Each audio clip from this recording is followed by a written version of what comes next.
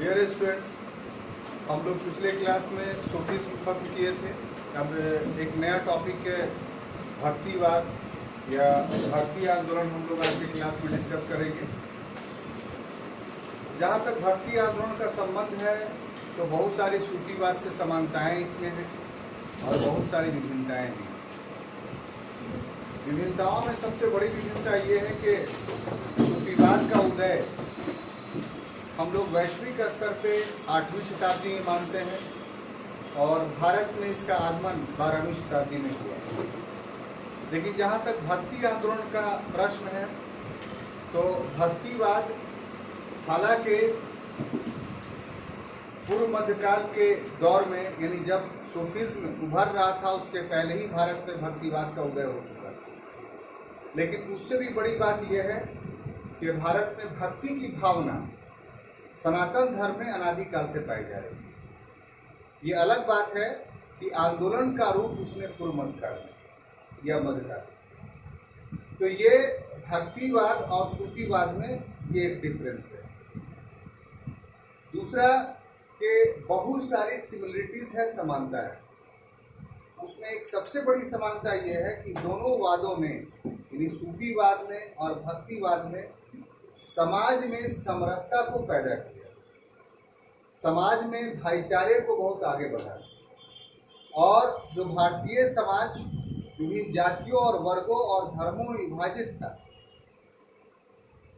उस विभाजन को समाप्त तो नहीं कहा जा सकता है, लेकिन बहुत कम कर करके लोगों को एक साथ लाने का प्रयास किया। और इसकी बहुत बड़ी परिणति ये हुई कि पूरे मध्यकाल में हमें कहीं पर भी जातीय दंगे या सांप्रदायिक दंगे देखने को नहीं मिले।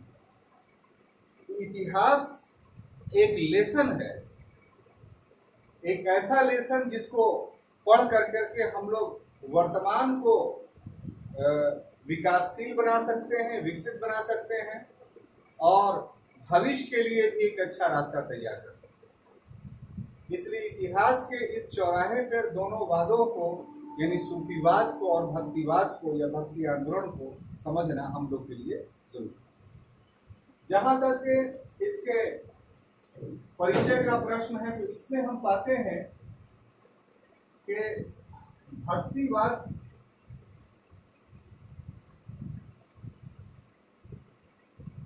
की जो विचारधारा थी, यह विचारधारा पूर्व मध्यकाल में भारत में मौजूद थी।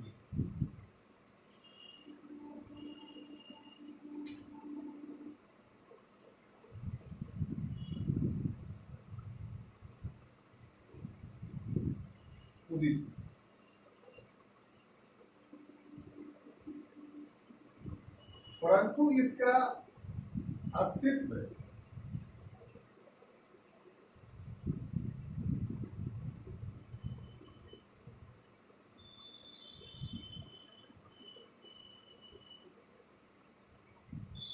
सनातन धर्म में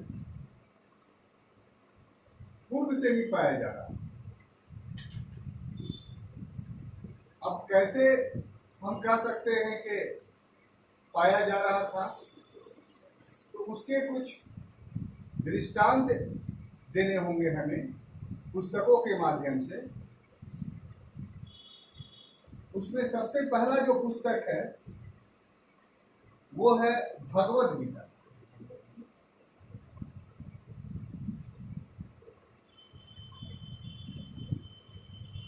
भगवद गीता में प्रेम और भक्ति पर बल दिया गया।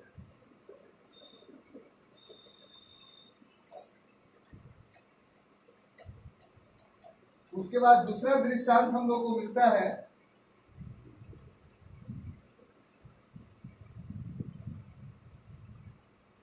भागवत पुराण में।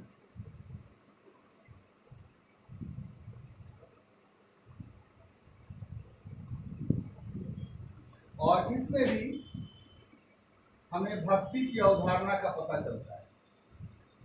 और तीसरा और सबसे महत्वपूर्ण जो सबसे पहला है वो है जो उपनिषद ग्रंथ लिखे गए थे,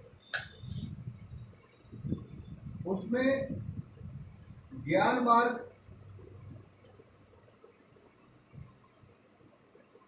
कर्म मार्ग और भक्ति मार्ग का वर्णन।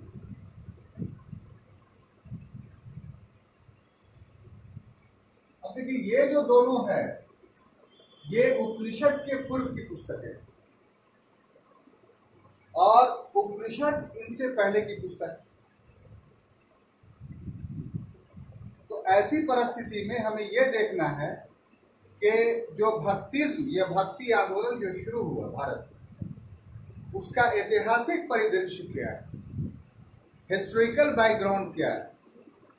तो भक्तिवाद एक आंदोलन का रूप जो लेता है वो पूर्व मध्यकाल या मध्यकाल में लेता है,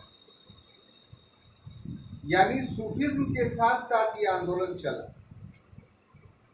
तो इससे एक प्रश्न उठता है कि क्या यह सूफीवाद से प्रभावित था। तो यहां पर जब हम आते हैं तो पाते हैं कि नहीं, यह सूफीवाद से प्रभावित नहीं था, बल्कि भक्ति की भावना भारत में प्राचीन काल से चली आ रही थी। और कैसे चली आ रही थी? तो जो वैदिक ग्रंथ थे, हम लोग वैदिक ग्रंथों में वेद को शामिल करते हैं, वेदांत को शामिल करते हैं, वेदांत में उपनिषद आता है, अरण्यक को शामिल करते हैं और ब्राह्मण ग्रंथों को शामिल करते हैं। और इन वैदिक ग्रंथों में सबसे अंतिम ग्रंथ है उपनिषद। और वैदिक कैसे तो उपनिषदों की संख्या 108 है, लेकिन वैदिक कालीन उपनिषद सिर्फ 2 ही है, वृद्धनायक उपनिषद और छांदोग्य उपनिषद। ये 2 उपनिषद वैदिक कालीन माने जाते हैं। इसीलिए कहा जाता है कि उपनिषद एक वैदिक काल का ग्रंथ है और यहीं से वैदिक काल का अंत होता है। इसीलिए उपनिषदों को वेदांत कहा जाता है, यानी वेदों का अंत। अब यहाँ पर समझना है कि उपनिषद था क्या चीज या है क्या चीज। तो देखिए, जो वेद थे, ऋग्वेद, सामवेद, यजुर्वेद या अथर्ववेद, ये संस्कृत के उस रूप में लिखे गए थे कि जिस रूप को सामान्य जन को समझना आसान नहीं था। इसके लिए विद्वता चाहिए थी इसकी व्याख्या के लिए, इसके उच्चारण के लिए विशेषीकृत व्यक्ति चाहिए और वही कर सकता था।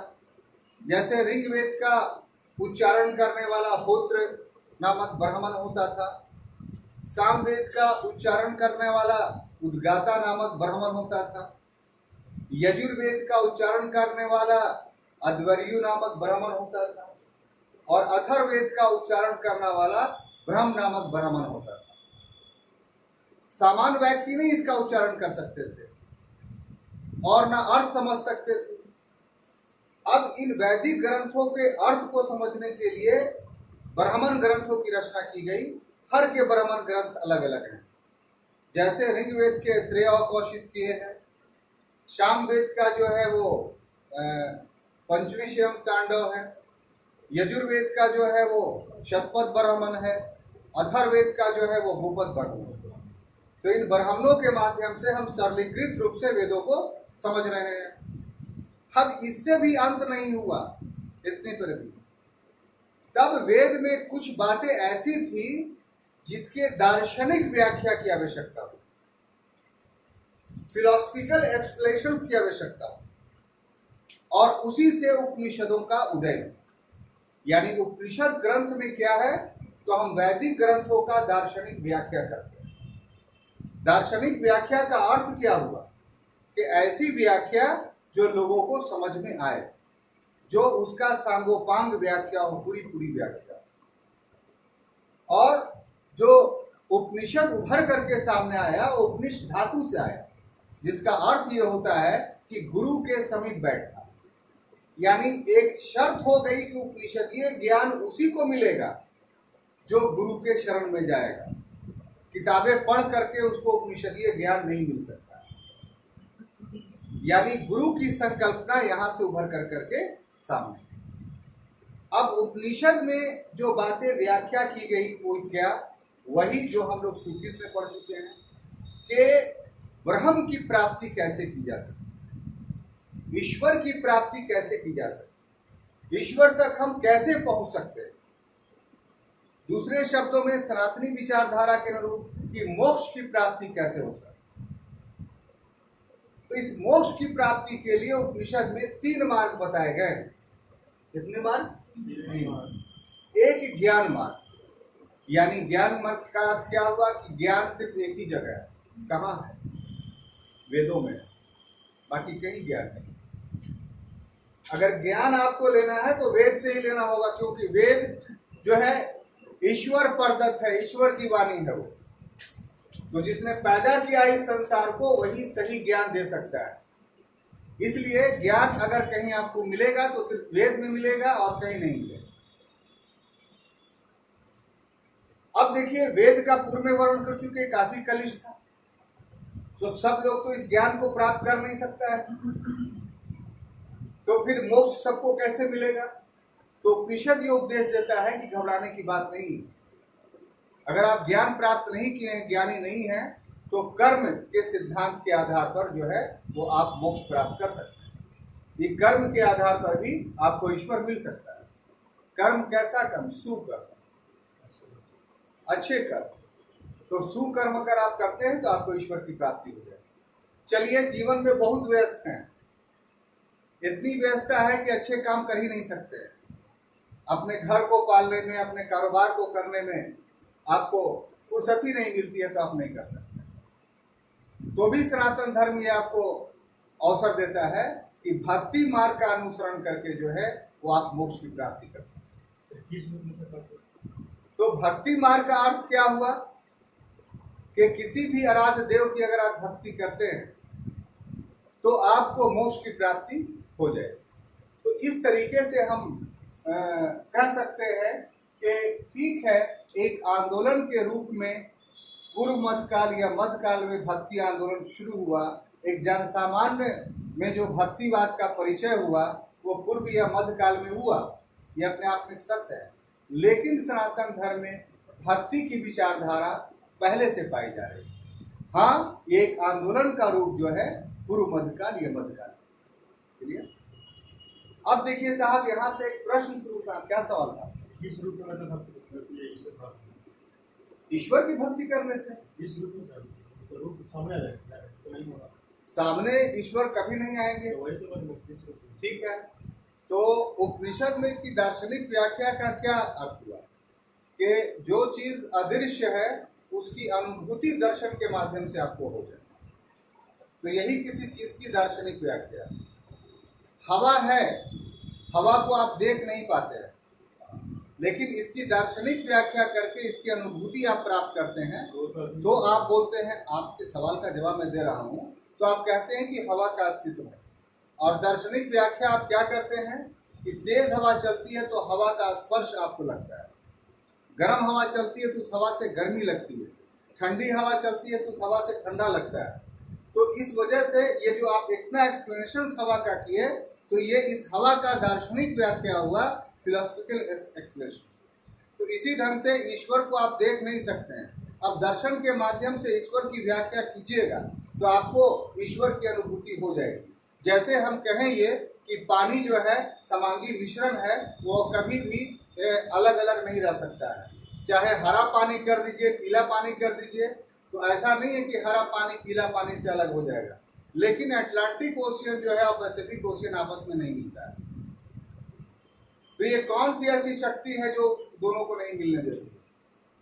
अगर यहाँ पर व्याख्या किया जाए तो आपको एक बिंदु आएगा जिस बिंदु पर आप सोचिएगा कि साहब जो है कोई ना कोई शक्ति है जो ऐसा कृत्य को कर रही है। साइंस यहाँ पर प्रूफ नहीं कर पाया है अभी तक कि आखिर क्यों नहीं पानी मिलता। अगर पानी में ऐसा सिर्फ वहाँ पे पानी के दोनों निकाल चला कर, हाँ सिर्फ वहीं पर है, वहीं पे हाँ अलग करके मिल जाता है। ठीक है, सिर्फ वहीं पर है। क्लियर आप? इसी तरीके से आसमानों में आप देखते हैं, बिल्कुल जाहिल है आप, एक प्रश्न उठता है कि सूरज जो है वो चल रहा है, किसी से टकरा नहीं रहा है, मंगल चल रहा है, बुध चल रहा है, भ्रमण कर रहा है, टकरा नहीं रहा है। तो ये सोलर सिस्टम का व्यवस्थित रूप को चलाने वाला कौन है, आखिर क्या वजह है? ज्योग्राफी ने इस बात को साबित कर दिया है कि तारे बनते हैं और फिर मर जाते हैं, फिर बनते हैं, फिर मर जाते हैं। तो इस तरीके से तारों की उत्पत्ति किस मैकेनिज्म के तहत हो रहा है, ज्योग्राफी इसका जवाब नहीं दे पा रहा है। तो वहां पर आपको ईश्वर का दर्शन, अनुभूति होती है और आपको लगता है कि नहीं, कोई ऐसा सुपर पावर है जो इन सभी कृतियों को कर रहा है। तो आप गुरु के समक्ष बैठ करके बोलेगा दिखाओ हमें ईश्वर, तो गुरु आपके इस प्रश्न का उत्तर इसी ढंग से, दार्शनिक ढंग से देता चला जाएगा और आपको ईश्वर की अनुभूति होती चलेगी। बात समझ में आ रही है? तो भक्ति में क्या होता है? मोक्ष प्राप्ति का एक साधन है भक्ति, यानी ईश्वर प्राप्ति का साधन है भक्ति। आपने ज्ञान प्राप्त नहीं किया, आपको कर्म करने की फुर्सत नहीं है, तो फिर कोई भी महापुरुष के संगति में रह करके उसको अपना गुरु मान कर करके आप यदि ईश्वर के पास पहुंचना चाहते हैं, तो वो गुरु में ज्ञान इतना है कि अपने दर्शन के माध्यम से, अपने व्याख्या के माध्यम से आपको गुरु की, आपको ईश्वर की अनुभूति करवा दें। यही भक्ति मार्ग। बात समझ में आई? अब देखिए, इससे स्वमेव एक प्रश्न उठ जाता है कि अगर भक्तिवाद की अवधारणा शुरू से थी सनातन धर्म, तो फिर उस समय प्राचीन काल से यह अस्तित्व में क्यों नहीं है, एक आंदोलन की? तो इसका जवाब यह है कि आवश्यकता आविष्कार की जननी होती है। जब हमें कोई चीज की जरूरत होती है तभी हम आविष्कृत करते हैं, पहले थोड़ी कर देते हैं। और जब से ये दुनिया बनी है तब से सारा फिजिक्स का लॉ काम कर रहा था दुनिया में, तभी तो दुनिया चल रही थी। जब से दुनिया बनी है तब से केमिस्ट्री के सारे लॉ काम कर रहे थे, बायोलॉजी के सारे लॉ काम कर रहे थे, लेकिन ये सब तो उदित हुए बाद में चल करके, जैसे जैसे आवश्यकता हो। तो उसी प्रकार से सनातन धर्म में सभी बात पहले से मौजूद थे। जब कोई ऐसी घटना घटी जिसके वजह से इसकी आवश्यकता महसूस हुई और आवश्यकता के कारण जो है भक्तिवाद उन्हीं होकर के सामने आता है। तो अब प्रश्न ये उठता है कि वो कौन सी आवश्यकता, कहाँ से भक्तिवाद की हमें आवश्यकता महसूस हुई? तो वो कारण हम बताने वाले। तो ये जो पूर्व मध्यकाल में उदित हुआ, ठीक है ना साहब, इसके पीछे एक पृष्ठभूमि उत्तरदायी है, एक बैकग्राउंड उत्तरदायी है, ठीक है। और बैकग्राउंड क्या उत्तरदायी है साहब? तो वो है शंकराचार्य का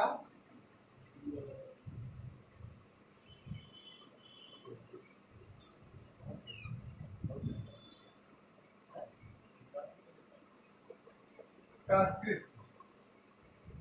शंकराचार्य ने क्या किया? तो शंकराचार्य जो है वो 8वीं सदी के केरल के एक सनातनी संत, एक सनातनी संत थे या ब्राह्मण थे, क्या लीजिए, ठीक है। अब देखिए इन्होंने क्या किया, शंकराचार्य ने, इन्होंने बौद्ध मतों का खंडन किया।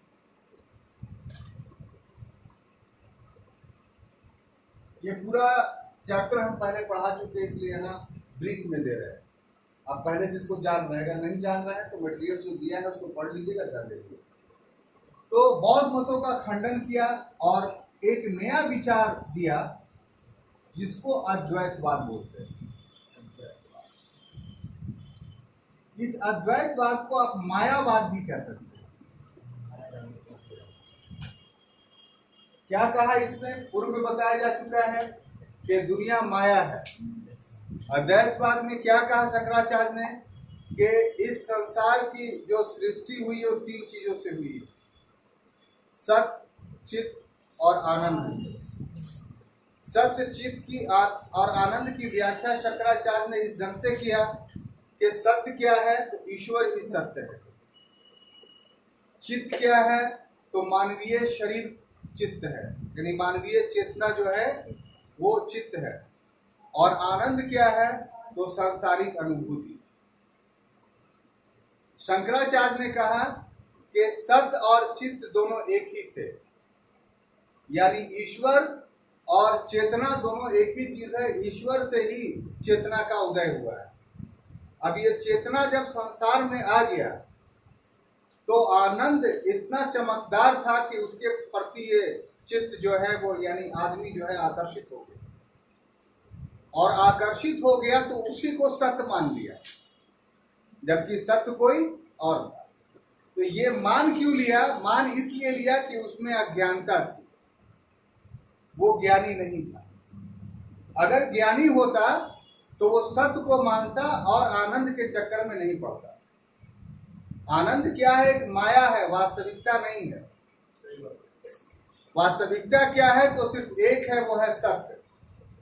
तो ये जो सत्य और आनंद के बीच में जो चित्त है, तो वो जब बढ़ता है आनंद के तरफ तो इसका मतलब वो माया के तरफ बढ़ता है, और जब वो सत्य के तरफ बढ़ता है तो इसका मतलब उसको मोक्ष की प्राप्ति होती है। और ये दोनों कृत के लिए ज्ञान अनिवार्य बताया।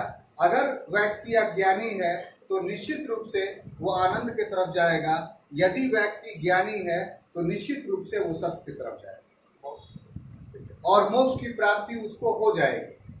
तो इस प्रकार से कहा जाए तो इन्होंने एक ईश्वरवाद की वकालत। और बौद्ध धर्म क्या था? तो बौद्ध धर्म एक नास्तिक धर्म था जिसमें ईश्वर का कोई अस्तित्व नहीं था। बौद्ध धर्म पूरी तरीके से भौतिकवादी धर्म था, और वो ये मानता था कि ये संसार में ही सब कुछ हो जाना है, संसार में ही सुख दुख का झमेला है, और अगर हम 5 महावर्तों का पालन करेंगे तो हमें सुख की प्राप्ति होगी, अगर 5 महावर्तों और अष्टांगिक मार्ग का पालन नहीं करेंगे तो जीवन हमारा दुखमय हो जाएगा। तो बौद्ध के इस विचारधारा का शंकराचार्य ने बड़े पुरजोर ढंग से खंडन किया, और इस ढंग से इस अद्वैत के माध्यम से, ये जो अद्वैत या मायावाद का सिद्धांत था, इससे जो सनातन धर्म था, या जिसको आप हिंदू धर्म बोलते हैं वर्तमान समय में, वो पुनर्स्थापित हुआ। आप पहले की क्लास में पढ़ चुके हैं, जब एंशिएंट पीरियड हम पढ़ा रहे थे तो आपको हमने बताया था कि 6वीं शताब्दी ईसा पूर्व में एक आंदोलन हुआ था भारत में, धार्मिक आंदोलन। और उस धार्मिक आंदोलन की परिणति क्या हुई थी कि जो वैदिक कालीन धर्म था, जिसको प्रवृत्ति मार्ग धर्म बोला जाता था, उसके स्थान पर निवृत्ति मार्ग धर्मों का प्रचलन हो गया, जिसमें बौद्ध और जैन धर्म जो थे काफी महत्वपूर्ण थे। हालांकि 368 धर्मों का अस्तित्व की बात की गई थी, लेकिन जो महत्वपूर्ण धर्म थे वो बौद्ध और जैन थे। और इन्होंने सनातनी धर्म को भारत से जो है वो अलोकप्रिय कर दिया। यानी ऐसा नहीं था कि सनातन धर्म समाप्त हो गया, लेकिन बहुसंख्यक लोग या तो बौद्ध बन गए या जैन बन गए, या फिर 368 संप्रदायों में से किसी संप्रदाय को स्वीकार कर लिया। आजीवन भी उसमें संप्रदाय। तो इस तरह से हिंदू धर्म समाप्त नहीं हुआ, लेकिन हिंदू धर्म या सनातन धर्म का जो बहुव्यापक रूप था वो जरूर समाप्त हो गया। तो जब शंकराचार्य ने बौद्ध धर्म से इसका मुकाबला किया और अकाट्य प्रमाणों के आधार पर सनातनी विचारधारा को फिर से स्थापित किया, तो इसीलिए कहा जाता है कि 8वीं सदी 9वीं सदी ईस्वी में शंकराचार्य के द्वारा भारत में सनातन धर्म पुनर्स्थापित किया। क्लियर? ये पूरा एक चैप्टर ही था जो मैंने आपको पढ़ाया, यहाँ 2-3 लाइन में बता दिया तो आपको पूरी बात याद आ गई हो। ठीक है, अब देखिए कि ये जो सनातन धर्म पुनर्स्थापित हुआ तो इसमें मोक्ष की प्राप्ति के लिए एक शर्त था।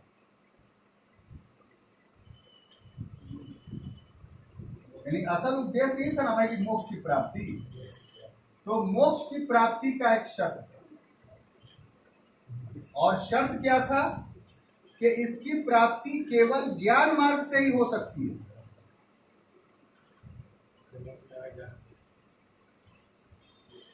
केवल ज्ञान मार्ग से ही संभव था। मतलब समझे, हिंदू धर्म को पुनर्स्थापित तो कर दिया, लेकिन एक कमी के साथ स्थापित किया, क्योंकि उन्होंने जो मायावाद का सिद्धांत दिया, इस मायावाद के सिद्धांत के अनुरूप मोक्ष की प्राप्ति तभी हो सकती थी जब व्यक्ति ज्ञानी। अब यहाँ पर एक प्रश्न या कठिनाई पैदा क्या हो गई कि ज्ञान का आधार सिर्फ एक, या एक है भी कह लीजिए, वो है वेद। और कहीं से आपको ज्ञान नहीं मिल सकता है, और वेद सब कोई पढ़ नहीं सकता था क्योंकि काफी कनिष्ठ था। इसके ज्ञाता जो है विशेषीकृत वर्ग होता था। तो जब वेद पढ़ेगा तभी ना उसको ज्ञान प्राप्त होगा, और जब ज्ञान प्राप्त होगा तभी उसको मोक्ष प्राप्त होगा। तो शंकराचार्य ने मोक्ष के रास्ते तो बता दिए, लेकिन अधिकांश जनता इस मोक्ष प्राप्त करने से वंचित रह गई। क्यों वंचित रह गई? क्योंकि उनको वैदिक ज्ञान नहीं। बात समझ में आ रही है? अब की बात नहीं हो रही, अब कोई ऐसा प्रतिबंध नहीं है। अब कोई भी आप बाजार में वेद मिलता है पढ़ सकते हैं, तो मारे पीटेगा नहीं आपको। लेकिन जिस समय का इतिहास पढ़ रहे हैं उस समय की ऐसी परिस्थिति, ठीक है। अब तो आपको नेट पर आपके हाथ में मोबाइल है, आप अपना खोलिए, पूरा डाउनलोड करके पढ़िए, किसी को पता भी नहीं चलेगा, आपको ज्ञान की प्राप्ति हो जाएगी। अब इसकी परिणति क्या हुई? तो इसका परिणाम ये हुआ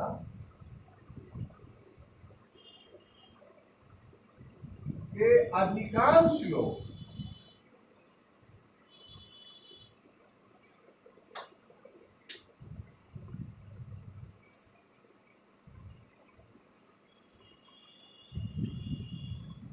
मोक्ष प्राप्ति से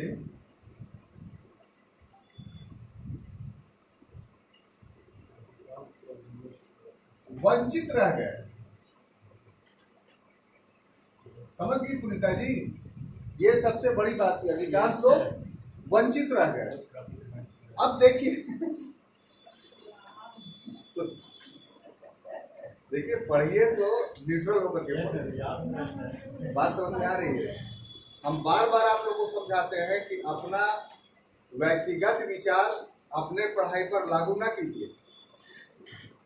जो हिस्ट्री है, हिस्ट्री को निष्पक्षता के साथ पढ़ने से हिस्ट्री फायदा देता है, पक्षपातपूर्ण ढंग से पढ़ने से हिस्ट्री से नुकसान भी होता है। आप इसको अपना व्यक्तिगत संपत्ति क्यों मान लेते हैं? ये सार्वजनिक संपत्ति है, और इस पर सभी को जो है वो अधिकार है जानने का और समझने का। ठीक है, अब आइए प्लीज अटेंशन दीजिए बोर्ड पर। अब देखिए इस बात की जो है प्रतिक्रिया हुई, ठीक है ना साहब? प्रतिक्रिया क्या हुई कि प्रतिक्रिया स्वरूप इस कमी के कारण निम्न वाद उभर करके सामने आया। निम्न इस सामने आया, जैसे 12वीं सदी में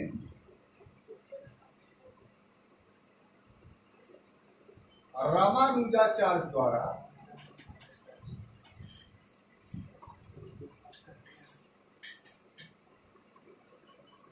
विशिष्टावाद की स्थापना की। विशिष्टावाद, ठीक है। इसी तरीके से 13वीं 14वीं सदी में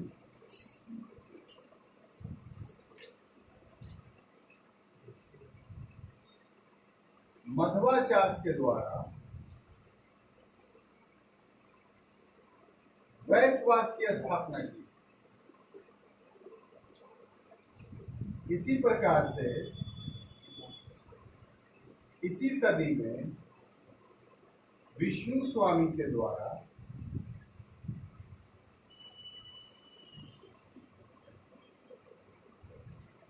शुद्धाद्वैतवाद की स्थापना की।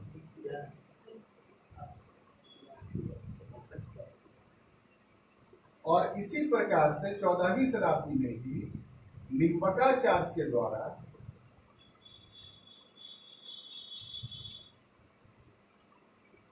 द्वैताद्वैतवाद के स्थापित।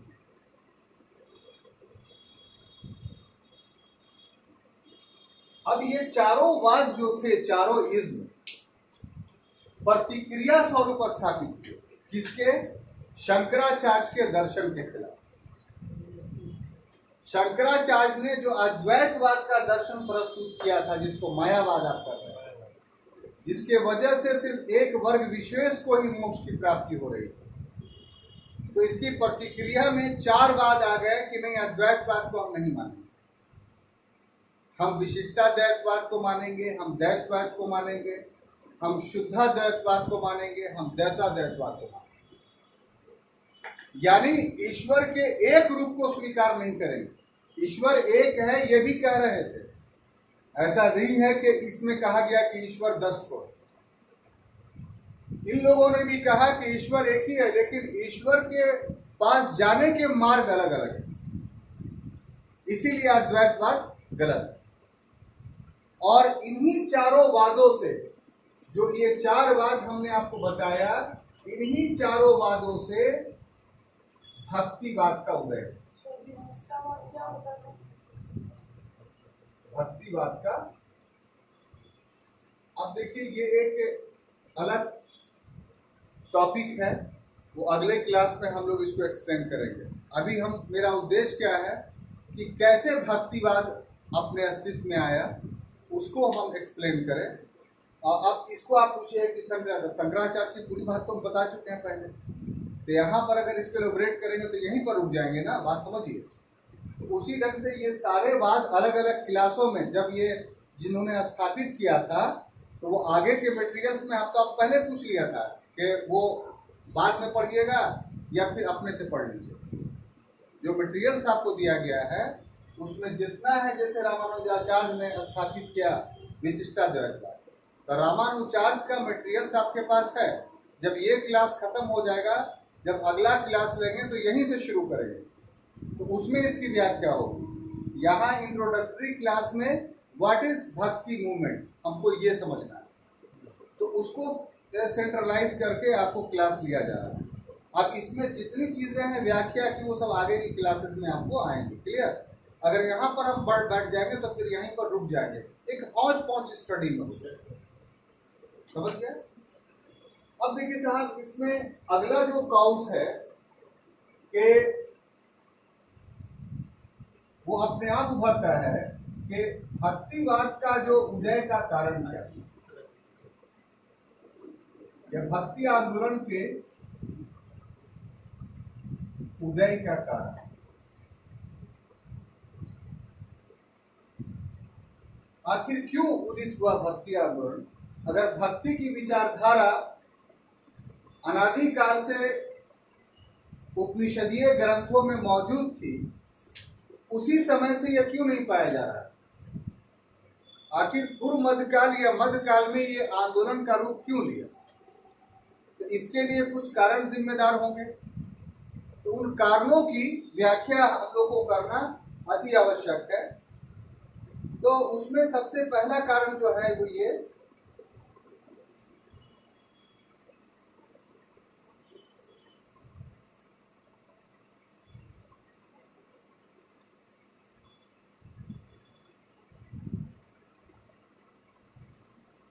कि पहला काउस जो ये है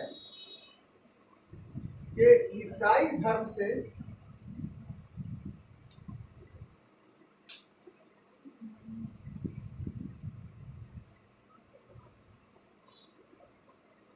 प्रभावित। दूसरा काउस जो था, बताते हैं इतिहास का, कि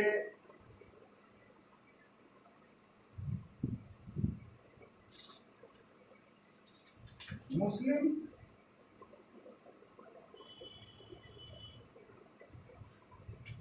आक्रमणों की प्रतिक्रिया।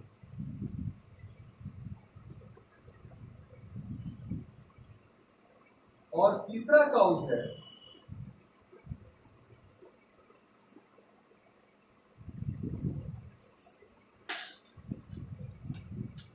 सूफीवाद का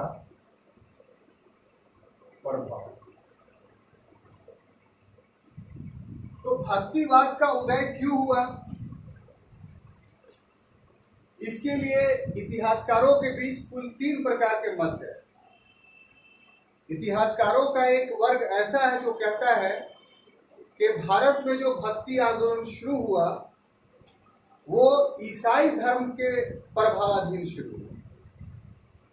ऐसा कहने वालों के पीछे तर्क ये है कि जो मिस्टिक रेवोल्यूशंस है, जो रहस्यवादी आंदोलन है, वह भक्तिवाद उसी का एक सनातनी रूप है। सूफीवाद इसी रहस्यवादी आंदोलन या मिस्टिक रेवोल्यूशंस का एक इस्लामी रूप है। तो ये पूर्व से यूरोप में ईसाई धर्म में मिस्टिक रेवोल्यूशंस या रहस्यवादी आंदोलन चल रहा है, और इसी से प्रभावित होकर करके हिंदू धर्म में भी रहस्यवादी आंदोलन चला जिसको भक्तिवाद कहा जाता है, और मुसलमानों में भी रहस्यवादी आंदोलन चला जिसको सूफीवाद कहा जाता है। तो इस तर्क का आधार सिर्फ ये है कि पूर्व में जो धर्म में जो विचारधारा पाई जा रही थी रहस्यवादी, वो ईसाई धर्म में पाई जा रही थी। इसलिए इतिहासकारों ने ये मान लिया कि इसी से बोरो किया होगा, इसी से लिया होगा। इस पर आलोचकों का कहना है कि सूफियों का संपर्क ईसाई वालों से था, लेकिन भारत के हिंदुओं का संपर्क ईसाई वालों से नहीं था। अल्प मात्रा में ईसाई पादरी आए थे, वो उतने उस समय प्रभावी नहीं हो पाए थे। ईसाइयों की आबादी बढ़ी तो ब्रिटिश शासन के दौरान बढ़ी।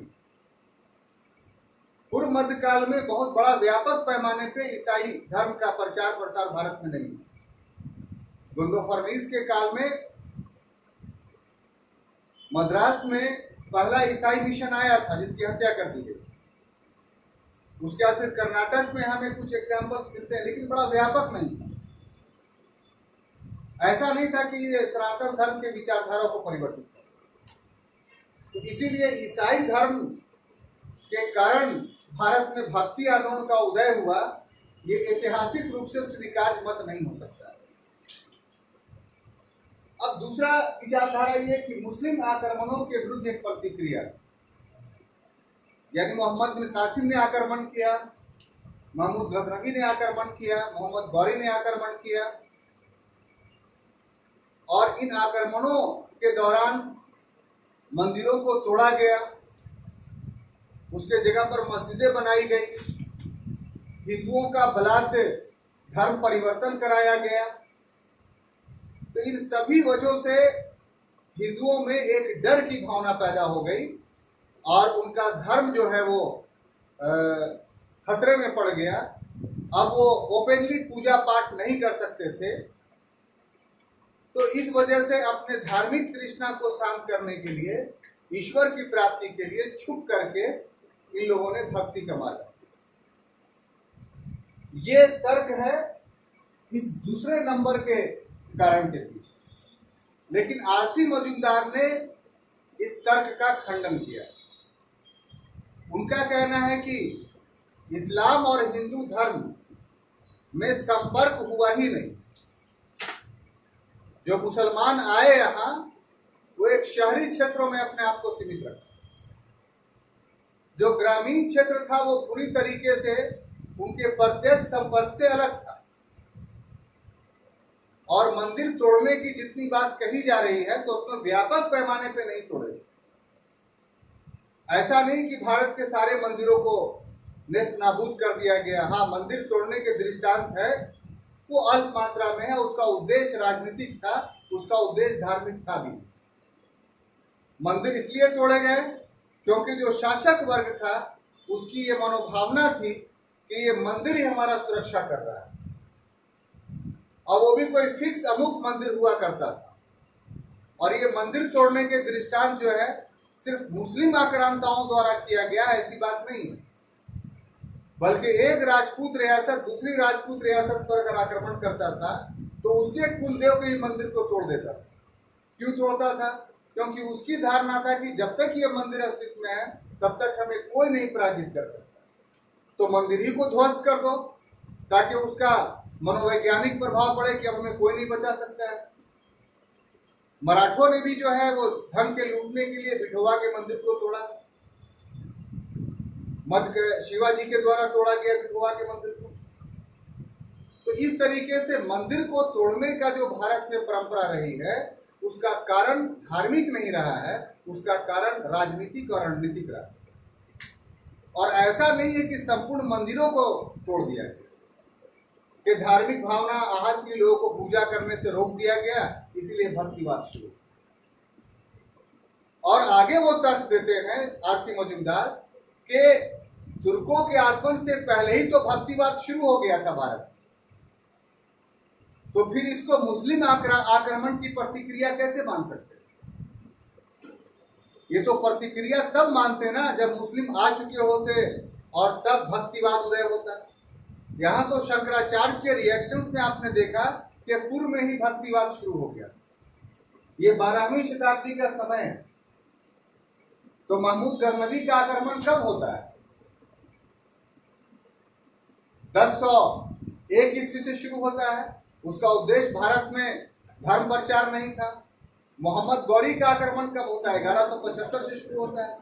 उसका उद्देश्य था, तो उससे पहले ही यानी 12वीं सदी में 1175 से पहले ही रामानुजाचार्य ने विशिष्टतावाद की स्थापना कर दी। और ये किसके प्रतिक्रिया में? तो मायावाद के प्रतिक्रिया में। तो ये तो उससे पहले घटना घट चुकी है। तो जब आदमी जिसके बारे में आप कह रहे हैं कि उसके रुद्ध प्रतिक्रिया थी वो आया ही नहीं अभी, फिर 1206 में ऐबक बना, एक छोटे से क्षेत्र पर शासन किया। अगर पूर्ण रूप से आप मानिए कि भारत में स्थापित हुआ तुर्क लोग, तो कब भाई? तो अलाउद्दीन खिलजी के समय, व्यापक पैमाने, तुगलक के समय। तो इस समय अगर भक्तिवाद शुरू होता तब हम मानते कि ये मुस्लिम आक्रमण की प्रतिक्रिया। तो आरसी मजूमदार ने इन तर्कों के आधार पर ये जो तर्क था उसको खारिज कर दिया। अब देखिए कि सूफीवाद का प्रभाव पर जो सही विचारधारा लगता है वो जान पड़ता है कि सूफीवाद का जब आगमन हुआ तो इससे भक्तिवाद और ज्यादा तीव्र हो गया। हालांकि भक्तिवाद आप गौर से देखिएगा तो शंकराचार्य के विरुद्ध एक प्रतिक्रिया थी, लेकिन सूफीवाद के वजह से जो है इसमें एक बड़े आंदोलन का रूप लिया, ये बात सत्य है। अब उसमें बहुत सारी बातें थी। कौन सी जो सबसे महत्वपूर्ण बात थी कि सूफियों के आगमन के बाद जो सबसे पहला प्रहार हुआ हिंदू धर्म पर वो था जाति व्यवस्था। सूफीवाद के मानने वाले एक ईश्वर की उपासना करते थे, कर्म कांड को नहीं मानते थे और इनके यहाँ कोई जाति व्यवस्था नहीं। तो जो सनातन धर्म में, ये हिंदू धर्म में निम्न वर्ग का लोग था, वो आकर्षित होने लगा किसके तरफ? सूफियों के तरफ। और बड़े धीमी गति से व्यापक पैमाने पे जो हिंदू धर्म के निचले तबके के लोग थे वो मुसलमान बन गए। अब जब ऐसा होने लगा तो हिंदू समाज का जो वयोवृद्ध लोग था उसमें जागृति आई कि हम इसको कैसे बचाएं। तब भक्तिइज्म, जो भक्तिवाद विचारधारा दर्शन पाया जा रहा था इसमें उपनिषद में, उसको निकाल करके सामने लाया कि नहीं, हमारे यहाँ भी सामाजिक समानता, हमारे यहाँ भी जो है वो ये कोई आवश्यकता नहीं कि ज्ञान मार्ग के माध्यम से ही मोक्ष की प्राप्ति। जैसे सूफियों के यहाँ पीरी मुरीदी है, यानी एक पीर होता है उसका चेला मुरीद होता है, उनकी क्लास में कर चुके हैं।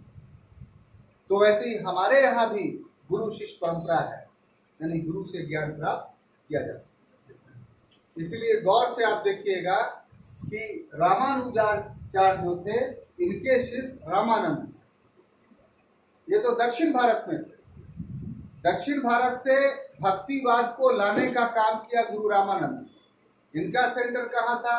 तो वाराणसी था गुरु रामानंद का। और गुरु रामानंद के जितने शिष्य थे वो सब के सब निम्न जाति के थे। जैसे रैदास चमार था, धन्ना जाट था, एक नाई था, तो इस तरीके से निम्न जाति के में भी संतों का उदय हुआ। तो सूफीवाद का जो सामाजिक संरचना था, उस सामाजिक संरचना का जवाब दिया इन भक्त संतों ने, और इस ढंग से सनातन धर्म बच पाया या सनातन धर्म का अस्तित्व बना। तो सूफीवाद के कारण भक्तिवाद एक आंदोलन का रूप लिया, ऐतिहासिक रूप से ये बात। लेकिन यहाँ पर एक बात और बताना होगा कि जो उदय हुआ, इस उदय के साथ विकास हुआ। ये जो भक्तिवाद के उदय के कारण है, इसके साथ एक चीज जुड़ा हुआ है, वो है विकास, डेवलपमेंट ऑफ भक्ति।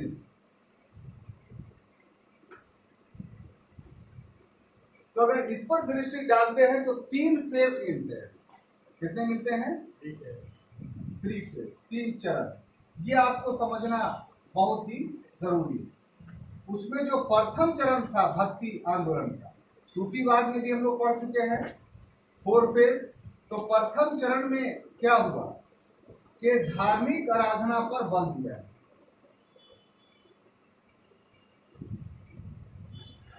ठीक है।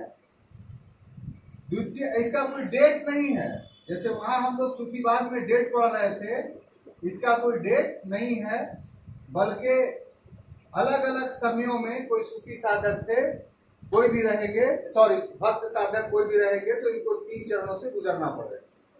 तो पहला धार्मिक आराधना का चरण था, दूसरा सामाजिक समानता का चरण था, और तीसरे चरण जो था वो धार्मिक समन्वय का। ये पढ़ना इसलिए आपको जरूरी है कि अगर इस बात को हम नहीं बताएंगे तो आप मान लीजिएगा कि भक्तिवाद और सूफीवाद एक दूसरे का विरोधी है, ये दोनों में दुश्मनी है। जबकि वास्तविकता ये था कि दोनों एक ही सिक्के के 2 पहलू बनकर के सामने। तो ये कैसे, वो डेवलपमेंट में आपको समझ में आएगा। तो कोई भी भक्ति संत अगर होगा तो कहिए कि उसको इन 3 अवस्थाओं से, दिवाकर जी आप गौर कीजिए, उसको इन 3 अवस्थाओं से गुजरना पड़ेगा। 3 स्टेज से पार करेगा, तभी वो ऐसा संत बनेगा जो संत अपना चेला बना सकता है और उस चेले को ईश्वर का दर्शन करा सकता है या अनुभूति करा सकता है। तो उसमें फर्स्ट स्टेज क्या है कि उसको धार्मिक आराधना में लीन रहना पड़ेगा।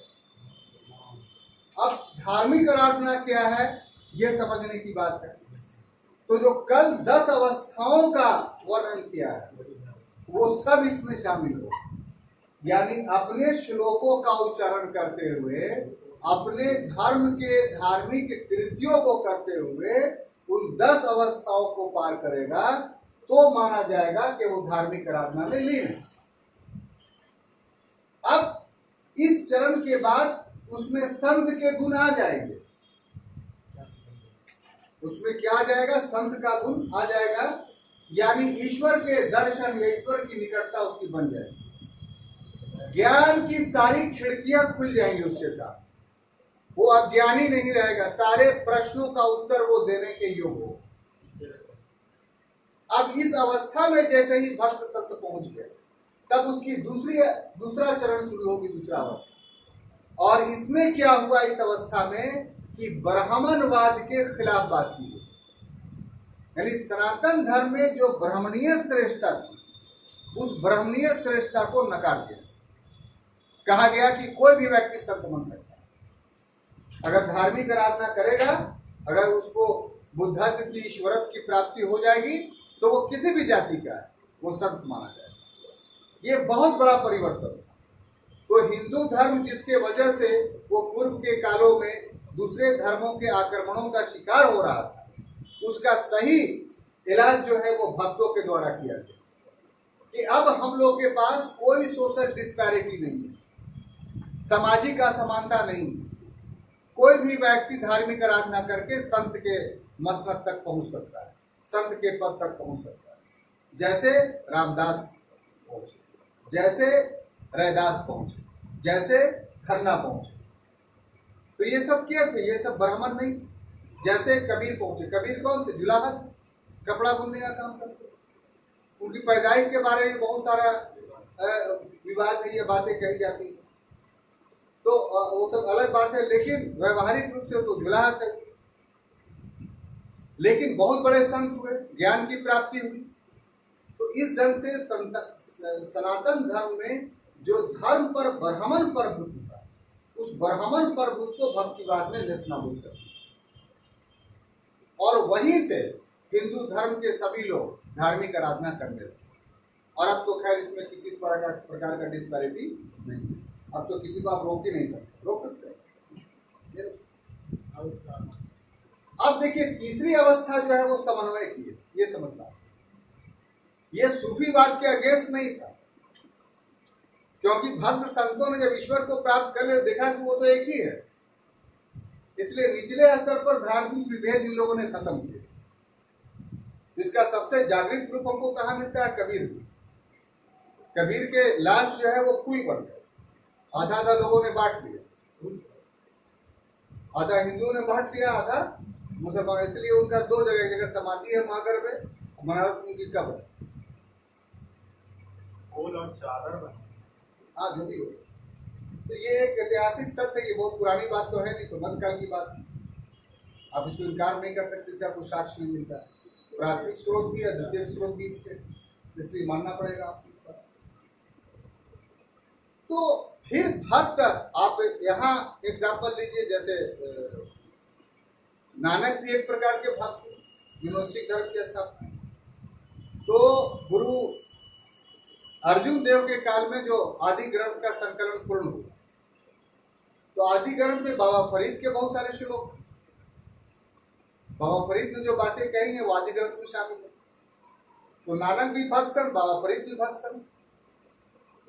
तो ऐसा इसलिए हुआ कि हिंदू संतों या मुस्लिम संतों, उनके दृष्टि में ईश्वर एक ही था, मार्ग अलग अलग थे। इसलिए भक्तिवाद, सूफीवाद या अन्य धर्मों के बीच इन भक्ति आंदोलन के माध्यम से कोऑर्डिनेशन हुआ, समन्वय हुआ, युद्ध नहीं हुआ। और ये जो संस्कृति पनपी, एक ऐसी संस्कृति है कि जिस संस्कृति को तोड़ते नहीं टूट रहा।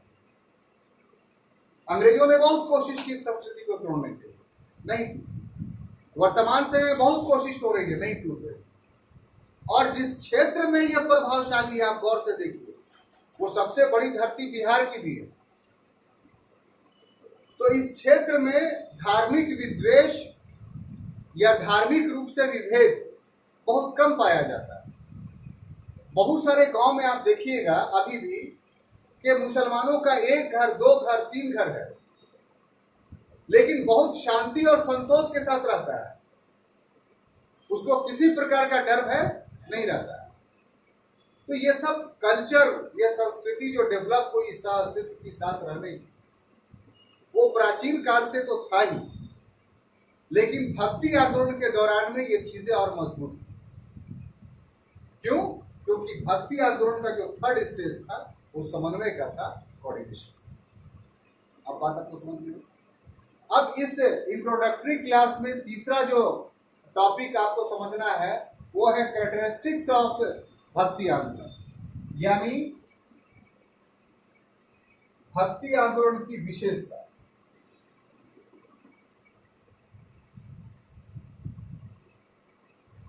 इससे आपको क्लियर हो जाएगा कि आखिर भक्तिज्म था क्या चीज। और इसमें भी आप ये क्लियरिटी कर लीजिएगा कि जिस तरीके से सूफीवाद का जो चेहरा था वही बिगड़ चुका है और सूफियों के नाम पर पाखंड किया जा रहा है, उसी प्रकार से भक्ति आंदोलन का चेहरा भी आप देखिए। और वर्तमान समय में बहुत सारे भक्त संत गांव देहात में आपको दिखाई पड़ेंगे, तो वो वास्तविक भक्त संत नहीं है और उससे हिंदू धर्म को नुकसान हुआ।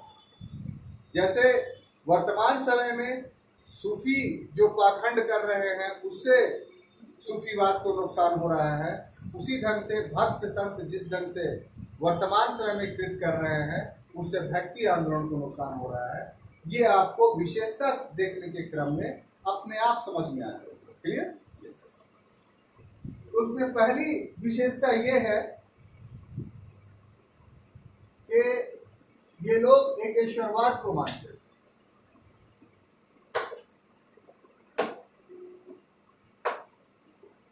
दूसरा कि ये लोग कर्मकांड विरोधी थे, यानी कोई रिचुअल करने की जरूरत नहीं, इसी से तो नुकसान होता है। तीसरा, ये निर्गुण और सगुण उपासना में बटे हुए। समझाते हैं सर, सगुण में विभाजित। उसके बाद तीसरा है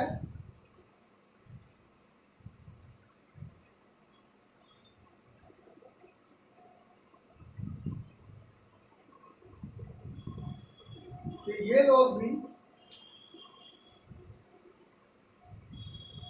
अद्वैतवाद को मानते थे, शंकराचार्य की जो बातें थी उसका विरोध नहीं करते थे।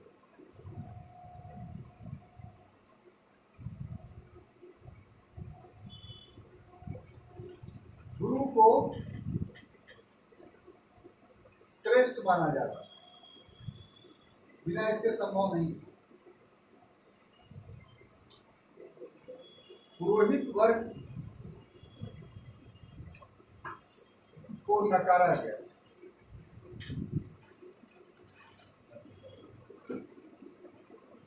कि कोई पुरोहित वर्ग नहीं हो सकता। उसके बाद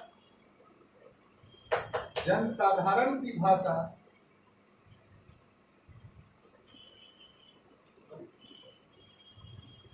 प्रयुक्त की गई। तो इस प्रकार से ये कुछ विशेषताएं हैं जो भक्त संतों या जो भक्ति के मार्ग पर चलता है उसको अपनाना पड़ता है। ठीक है साहब मुन्ना भाई? तो उनका एक्सप्लेनेशन करना जरूरी है, समझना जरूरी है, तभी आप भक्ति को समझ सकते हैं। उसमें पहला है एकेश्वरवाद, यानी इस संसार को चलाने वाला एक ही है, 10 भगवान नहीं। ये भक्तिवाद का मूल मंत्र। हालांकि ये बात तो शंकराचार्य ने भी कही और ये बात ये भी कर रहे हैं। अंतर कहां पर दोनों में है कि एक ज्ञान मार्ग के माध्यम से उस एकेश्वरवाद को प्राप्त करना चाह रहा था और दूसरा भक्ति मार्ग से। तो दोनों एक ही राह के पथित थे, लेकिन दोनों का चलने का रास्ता जो है अलग अलग था। दोनों का बिंदु एक था, लेकिन उस बिंदु पर पहुंचने के रास्ते अलग अलग। ज्ञान से भक्ति का विधि जानते हैं? ज्ञान से भक्ति कैसे किया जाता है उसका विधि जानते हैं? नहीं, देखिए यहाँ ज्ञान, यहाँ पर आप थोड़ा सा मिस कर रहे हैं। ज्ञान जब भी मिलेगा तो वेद से मिलेगा, ये आपको मानना पड़ेगा असली ज्ञान। और इसका तर्क क्या है कि जिसने इस संसार को बनाया, क्योंकि बनाने वाला वो है, इसीलिए ज्ञान सही वही दे सकता है। ज्ञान मिलेगा तब तक भक्ति कर सकते हैं। हम उस पर आ रहे हैं। अब जो संत और शिष्य का मामला है, तो वहां संत और शिष्य का मामला नहीं था। कहा शंकराचार्य। शंकराचार्य का अद्वैतवाद से रामानुजाचार्य, विष्णु स्वामी, निम्बकाचार्य और मध्वाचार्य का जो डिफरेंसेस था वो इस मामले में था कि एक संत होगा जो ईश्वर की अनुभूति कर ले और वो बाकी अपने चेलों को जो है उसका मार्ग बताए। तो यहाँ ज्ञान जो है वो वेद से नहीं मिल रहा है, यहाँ वैदिक ज्ञान गुरु से मिल रहा है। ये अंतर। वहां शंकराचार्य जी ये बात बोल रहे थे कि हम नहीं बताएंगे आपको पढ़ना है तो वेद पढ़ के ज्ञान प्राप्त कीजिए, और यहाँ वेद पढ़ना किसी को आता नहीं था।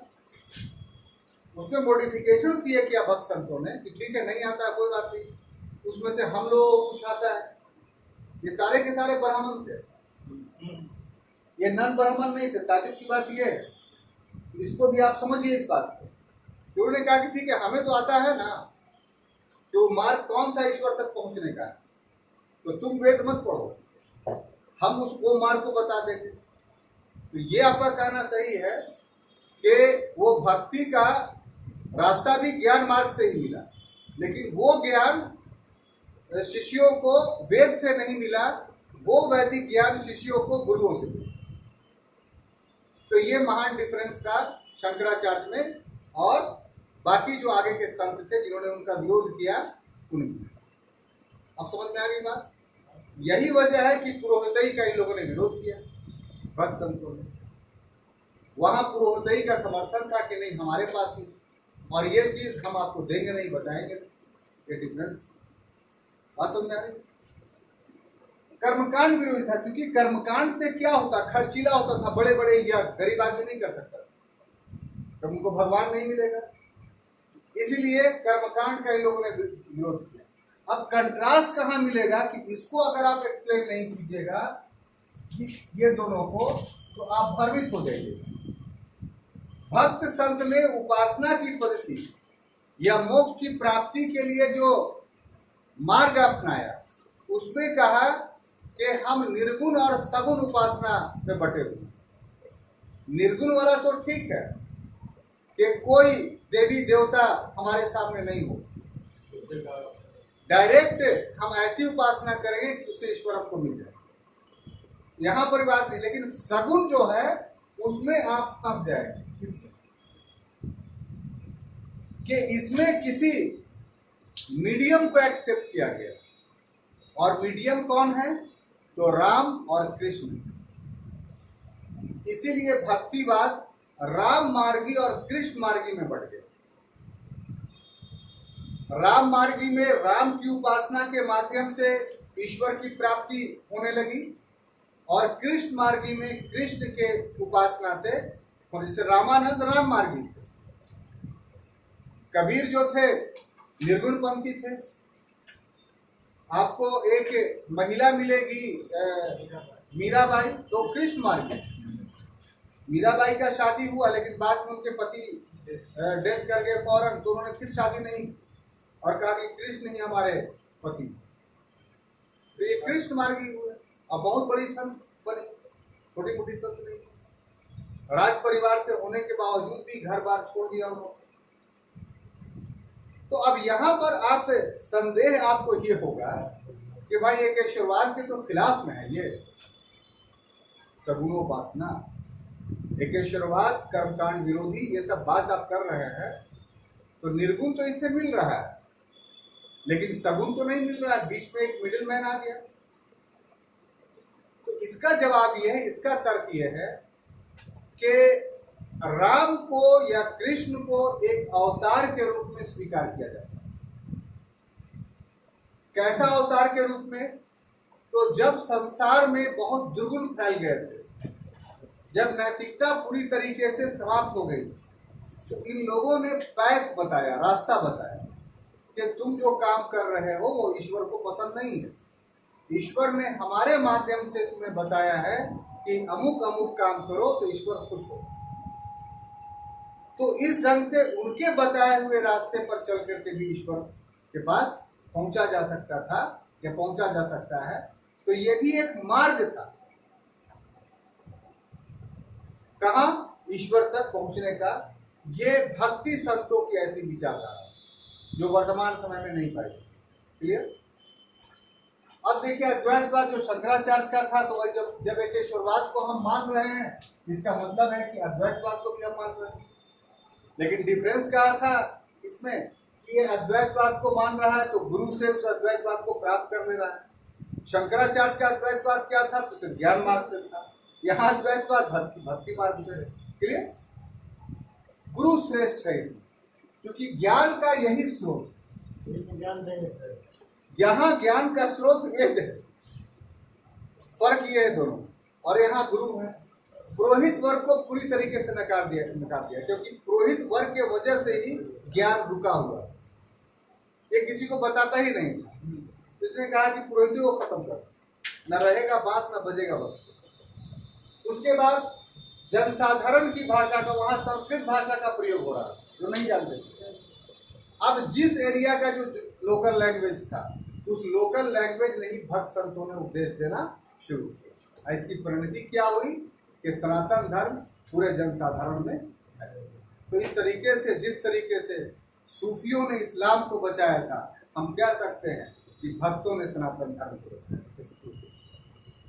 तो आज की क्लास में स्टूडेंट्स इतना ही, अगले क्लास में और दूसरी चीज़ों को लेकर के आएंगे। Thank you.